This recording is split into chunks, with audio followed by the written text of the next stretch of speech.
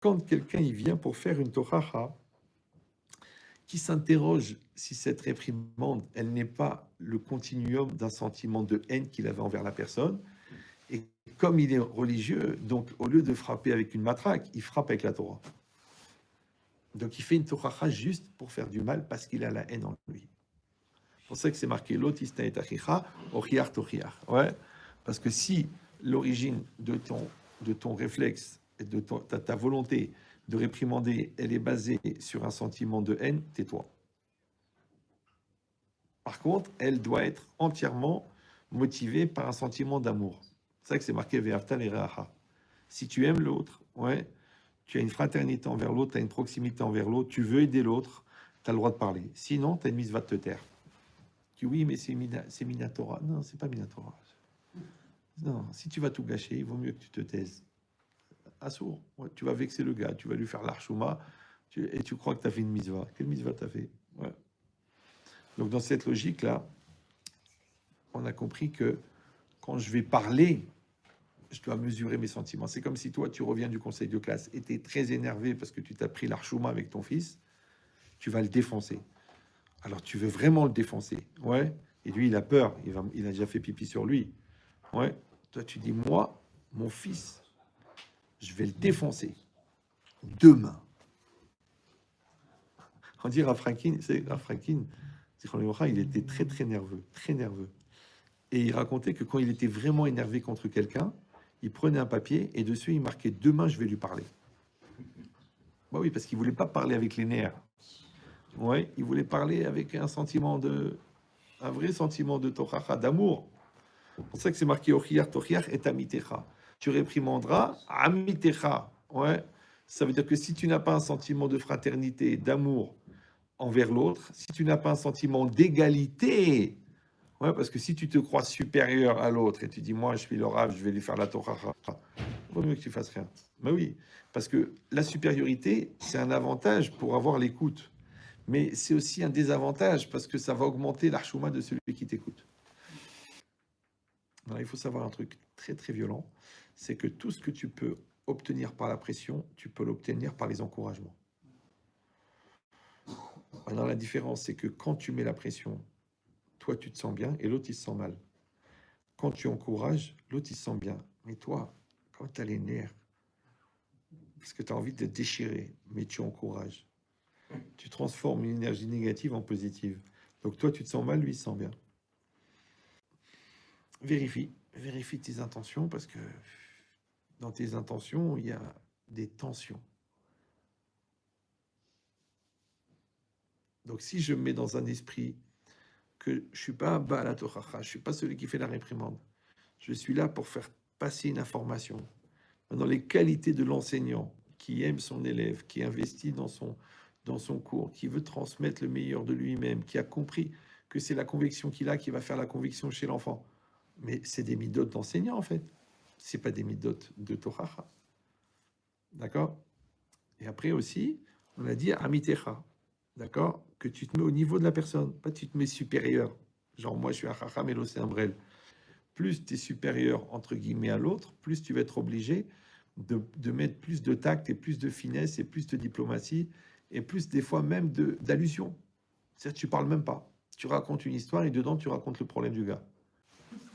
Donc, si c'est ça, on a compris maintenant que la tochacha, c'est une ochacha. Donc, je vais réfléchir, je vais formuler, je vais trouver une histoire, je vais trouver la bonne manière, je vais trouver le bon moment, je vais trouver le bon ton. Ouais, je vais faire attention qu'il n'y ait pas d'ironie, qu'il n'y ait pas d'attaque, qu'il n'y ait pas de pique, qu'il n'y ait pas de règlement de compte. Et on a dit ce niveau de fraternité, c'est-à-dire je ne suis pas plus que l'autre, je ne suis pas moins que l'autre, je suis comme l'autre. Ça veut dire qu'il faut accepter chaque personne comme elle est. Je ne dis pas, ils connaissent rien, les frères, les frous. Détends-toi. Ouais, les Tunisiens, les Marocains, les Lituaniens, les Grecs, non, les Polonais, les Hassidim, les Lubavitch, les Breslev. Chacun, il a son approche. C'est pas la peine de développer la haine dans l'Arab Israël. Pour comprendre la suite que va apporter Rav Ben Jetrit, j'interromps pour rappeler plutôt les enseignements de Paul. Les enseignements de Paul, il nous dit souvent en fin de compte, de mourir, c'est-à-dire de faire mourir notre chair et de vivre par l'esprit, dans l'amour. Et on voit par exemple aussi dans les lettres à Timothée où il dit réprimande avec douceur et etc. Et vous allez dire quel lien avec la réprimande, avec le fait qu'on va vouloir réprimander ou parler à un frère pour lui dire bah voilà il y a telle chose qui va pas. Eh ben c'est que nous en tant que personne qui va vers notre frère ou vers notre sœur, on a quelque chose à faire aussi de notre côté. Et c'est ce qu'il explique Yeya, où on doit se mettre au niveau de la personne, et ça demande en fin de compte une mise à mort en quelque sorte pour nous. Et c'est tous les enseignements de Paul, et c'est le lien, c'est exactement plutôt ce qu'il va expliquer Yeya juste après dans la suite. Et il terminera par Dieu, parce que pour le moment on ne parle pas de Dieu dans tout ça, mais la fin va être très intéressante. Par contre, quand toi, tu tues ce qui est mauvais en toi, tu deviens une personne de valeur. Donc, ou tu te tutoies, ou tu tues l'autre. C'est ça que le tutoiement est dangereux. Parce que tu le tutoies.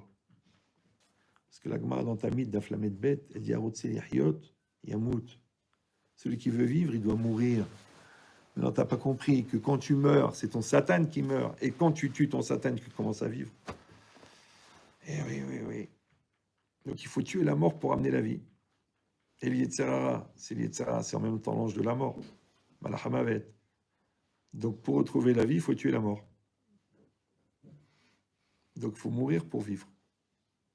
C'est fort. Donc tu tues ce qui est mauvais en toi, ça fait apparaître ce qui est bon en toi. Donc tu tues l'orgueilleux, tu tues le gamin, tu tues la lourdeur, tu tues la flemme, tu tues la bêtise, tu tues la psychorigidité. Tu te rends compte tout ce qu'il faut tuer pour être quelqu'un de bien? En fait, tu es un serial killer. Tu tues tout ce qui est mauvais. Donc dans cette logique-là, toi, tu dois aborder, encore une fois, l'autre quand tu veux lui parler d'une communication qui a un risque de remise en cause, de remplir toutes ces conditions. Fraternité, amour, pédagogie. Tu es un enseignant. Tu n'es pas là pour imposer à l'autre. Tu es là pour proposer. Tu mets en situation. Plus la personne est sensible, plus il faut faire par allusion. Tu vas raconter une histoire. Tu vas mettre en situation. Tu vas te mettre toi-même en situation. C'est-à-dire que toi, tu vas raconter genre sur toi, quand j'étais jeune, j'ai fait ça et ça et ça. Tu vas dire, attends, Rav, c'est honteux, c'est exactement ce que je suis en train de faire. Oh, et vous êtes devenu Rav. Oh, alors moi aussi, je peux régler le problème. Oui, tu peux. C'est-à-dire que, encore une fois, ce qui compte, c'est pas de faire de l'ébénisterie. Vous savez, l'ébéniste, comment il fait? Il taille, il grave. Après, il ponce. Après, il passe une couche, deux couches, trois couches. Ça sèche, il reponce. Il repasse une couche, deux couches. Ça sèche, il reponce. Il y a des gens comme ça, ils font de l'ébénisterie. Ça s'appelle Allah. Il répète, jusqu'à ce que tu es écœuré. Donc on a compris qu'en vérité, cette logique-là, lotisne et achicha, tu n'haïras pas ton prochain, tu réprimanderas. Pourquoi? Pour réglementer par, formater par ve'aftal l'ereacha kamocha, tu aimeras ton prochain. Et la dernière, l'axe, c'est quoi? Que tu dois garder en tête tout le temps, Ani Hashem. C'est ça la fin de la paracha. Ani Hashem, je suis l'Éternel. Qu'est-ce que ça vient faire là? Ça n'a rien à voir. On est en train de parler des mitzvot ben Adam la Havero. C'est entre toi et ton prochain. Qu'est-ce qu'il vient faire Ani Hashem? Ouais. Ani Hashem, ça veut dire, rappelle-toi que tu crois que tu es en train d'aider l'autre à exister, que tu essaies d'éviter le mal, que tu veux l'encourager à être, que tu veux lui faire le kavod, que tu veux l'aimer, que tu veux pas le haïr. Et réfléchis bien. Quand une personne existe, c'est parce qu'il a une neshama. Cette neshama, elle produit une énergie. Cette énergie, quand elle sort de la neshama, on a dit elle est récupérée par le nefesh, le jeu, et ensuite elle est projetée dans la réalité. Maintenant, puisque l'homme, quand il se réalise, il réalise aussi un morceau de sa neshama qui est un morceau de Dieu, et qu'il le fait par le biais de la volonté, et que la volonté, elle provient de la Neshama, et que la Neshama, elle est divine. Donc, en fait, un homme, en existant, il fait exister Dieu. Ça va? Donc, quand tu encourages quelqu'un à exister, tu fais exister Dieu. Mais quand tu empêches quelqu'un d'exister, par la haine, par la rancune, par la vengeance, ouais, tu empêches Dieu d'exister. Donc, le tahlit, le but, c'est quoi? C'est de faire exister Dieu. Mais à Gavou Hakamashmalan, en même temps que tu fais exister Dieu, tu fais exister l'autre, tu fais exister tes enfants, tu fais exister ton couple, tu fais exister le tzaddik, tu fais exister le rave. Parce que tout le projet, c'est de faire exister Hachem. Comme il dit Rav Dessler, quand tu demandes une bracha à un tzaddik, pourquoi elle marche la bracha? Tu dis oui, mais le tzaddik, le sroutavot, non. Il dit parce que le tzaddik, il va prier pour toi. Quand il va prier pour toi, il va se rapprocher d'Hachem.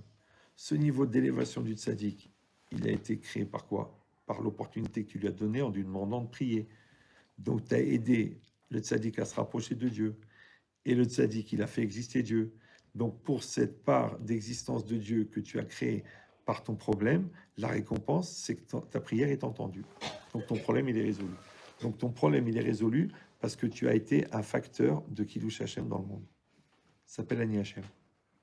Ça va? Voilà. Hazak Baruch. Bonne continuation à tous.